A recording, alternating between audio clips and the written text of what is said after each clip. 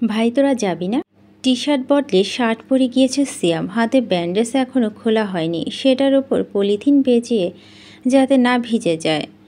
ভাঙাচোরা একখানা ছাতা জোগাড় করে ফেলেছে ইতিমধ্যেই। সব শেষে বাকি বন্ধুদের নিকট এসে বলে, এই আব্বার সুইমিং পুলে বাসর করবে আজকে, তোরা যাবি না?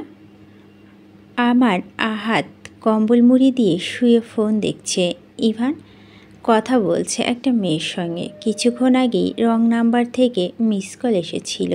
দয়ালু ইভান ব্যাক কল করেছে, ধরেছে মিষ্টি কণ্ঠের এক কন্যা। সেই থেকে মেয়েটির নাম পরিচয় জানার উসিলায় কথা বলেই চলেছে। সিয়ামের কথা শুনে ইভান নাক মুখ কুঁচকে ফেলে। কলখানা হোল্ড করে বলে, সি সিয়াম সি, তুই এতটাই অশ্লীল হয়ে গিয়েছিস যে মা বাবার বাসর দেখতে যাবি? আমান হাই তুলতে তুলতে বলে, আমি যেতাম ভাই, কিন্তু বৃষ্টির মধ্যে দাঁড়িয়ে দাঁড়িয়ে বাসর দেখলে নিজেও ক্রেভিং উঠবে, তখন কি হবে? আহাত বলে, মানুষ বাসর দেখে কি হবে, নিজে তো এখন পর্যন্ত একটা চুমো খেতে পারলাম না। সিএম হতাশ হয়। এরকম আনরোমান্টিক বন্ধুগুলোই কপালে জুটেছিল, ওদের দিয়ে কি হবে? কোনো কাজের না। মুখ বাঁকায় সিয়াম, বলে, ভাই তোরা মেয়ে পাবি কি করে? রোমান্টিক শব্দে কত বুঝিস না।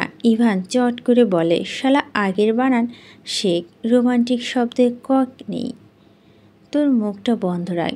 জ্ঞানী ব্যক্তির কথা বলতে শুরু করলে কথার মধ্যে নারী ভুঁড়ি ঢোকানোর ব্যাড ম্যানার্স। আমান বলে, ওয়েট এ মিনিট, এখানে জ্ঞানীকে আমি সহ তোরা সবাই তো মূর্খের বাপ। হতাশ জ্যামে বিরক্ত বেড়ে যায়। ফোঁস করে শ্বাস ফেলে বলে, জীবনে বিয়ে হবে না তোদের, বাচ্চার মুখ দেখার সৌভাগ্য তোদের নেই। কলিকাতা হারবাল ছাড়া তোরা অচল, শালার দল। বলেই সে প্রস্থান করে। যাবে না আব্বারের বাসর দেখতে? মির্জাফরদের দল মনটা ভেঙে দিল। কোথায় ভেবেছিল সবাই মিলে যাবে, চুপি চুপি দেখবে আবরার তাসলিন কীভাবে রোমান্স করে, কোথা থেকে শুরু করে। কোমর অবধি নীল রঙের পানি, অবশ্যই পানি নীল নয়, গোটা পুলটা নীল রং দ্বারা সাজানো হয়েছে বিধায় পানিও নীল দেখাচ্ছে। আবার পরনের সাদা রঙের শার্টখানা ভিজে গায়ের সঙ্গে লেপটে গিয়েছে। বড় বড় চুলগুলো ভিজে জুবুথুবু হয়ে কপালে ছড়িয়ে ছিটে রয়েছে। গোলাপি অধর জোড়া ফোঁটা ফোঁটা পানি। অদ্রিতা শুকনো ঢোক গিলে পলকহীন দৃষ্টিতে তাকিয়ে থাকে আব্বারের মুখ পানে। ইচ্ছে করে গভীর চুমো এঁকে দিতে ওই অধর জোড়ায়, শার্টের বোতাম খুলে উন্মুক্ত বুকে ঠোঁট ডুবিয়ে দিতে।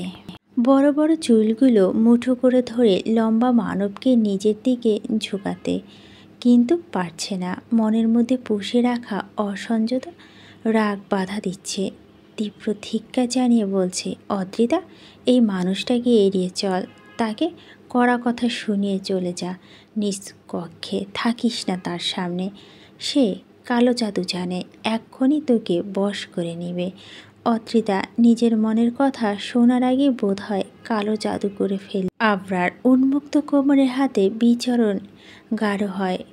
কোমরের এক পাশ হতে অন্য পাশে বিচরণ হয়। পরপরই বড্ড আয়েসের সঙ্গে হাতের বিচরণ ওপর উঠতে থাকে এবং হাকিং স্বরে বলে, Pakhi, can I kiss you?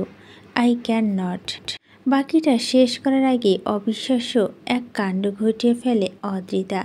আব্বারের শার্টের কলার ধরে টেনে একটুখানি ঝুঁকে নেয়, তারপর তার পায়ের ওপর পা দিয়ে নিজের উচ্চতা একটুখানি বাড়িয়ে নেয় এবং কালো রঙের ছোট ছোট ঘন দাড়ি মাঝে থাকা গোলাপি অধর জোড়া নিজের অধর ছোঁয়ায়। ব্যাস এইটুকুই, এর বেশি কিছু করার সাহস বা শক্তি কোনোটাই নেই অদ্রিতার। আবরার হাতের বাঁধন শক্ত করে অদ্রিতাকে শূন্যে তুলে নেয়। ফিসফিসিয়ে বলে, good job Pakhi, dark romance শিখেছ তাহলে। Am proud of you. Adrita লজ্জা পেল বোধ হয়। আঁখি পল্লব বন্ধ করে ফেলে আটো একটা টান দেয় আবরারের শার্টের কলারে। তারপর দুজনে হারিয়ে যায় অধরসুধা প্রাণ করা এক অদ্ভুত শিহরণে। বৃষ্টির স্রোত বাড়তে থাকে, সেই সাথে বাড়তে থাকে আব্বার আদ্রিতার প্রণয়ের গভীরতা। বরাবরই আবরার তাসনিন বেপরা, কিন্তু আজকে অদ্রিতা চৌধুরী একটু বেপরা হয়ে উঠেছে। তাল মেলাচ্ছে প্রাণপ্রিয় স্বামীর পাগলামিতে। আবরার যখনই অদ্রিতার টপস খুলতে উদ্যত হয় তখনই অদ্রিতা হুঁশ ফেরে আতঙ্কিত নয়নে আব্বারের পানে তাকিয়ে বলে, কেউ দেখে ফেলবে। বেপরা আব্বারের সেসবের শোনার সময় নেই। সে নিজের কাছে মত্ত হতে উদ্ধৃত। এই পর্যায়ে অদ্রিতা বলে, আমার রুমে চলুন প্লিজ। এই তো রুম। আব্বার ভুরু কুচকে তাকায় অদ্রিতার মুখ পানে, তারপর শব্দ করে চুমো খায় ঠোঁটে। পরপর কোলে তুলে নেয়। রুমের দিকে পা বাড়িয়ে বলে, ওকে পাখি।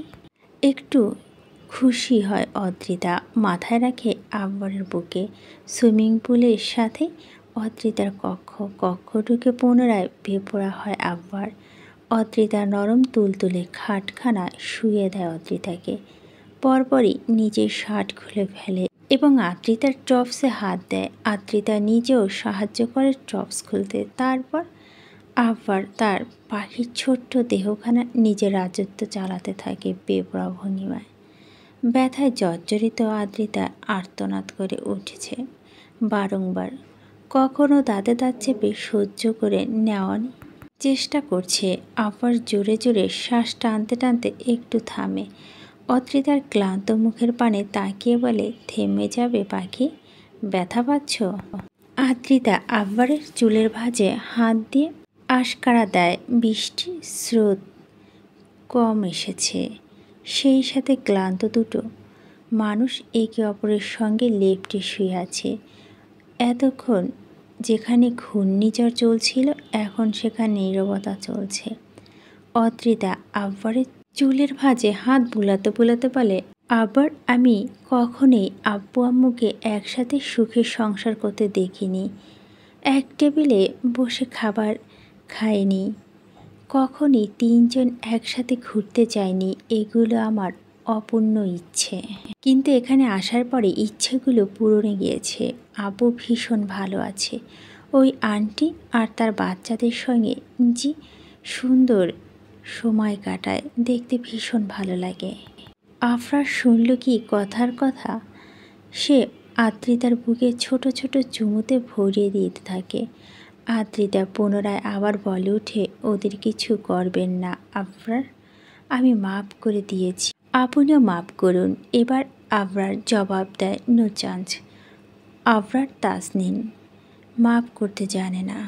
আদ্রিতা আবরারের দু গালে হাত রেখে বলে, আমার কসম আবরার, ওদের ছেড়ে দিন। আপনি তো শুধু ধ্বংস করতে জানেন না। আমার কাছে আসতে হলে ওদের ক্ষমা করতে হবে। আবরার উঠে পড়ে ফ্লোর হতে নিজের শার্ট খুঁজে সেটা গায়ে জড়িয়ে বলে, আমি আবরার তাসনিন সজ্ঞানে তোকে ছেড়ে দিলাম না। তোর পিছু নেব আর না তোর কাছে আসব। আজকের পর থেকে তুই শুধু আমার ধ্বংসের নীলা দেখবি, আমাকে দেখার সৌভাগ্য তোর হবে না। চলে যায় আবরার, একবারও পেছনে ফিরে তাকায় না। আদ্রিতাও ডাকে না, শুধু দেখতে থাকে তার চলে যাওয়া।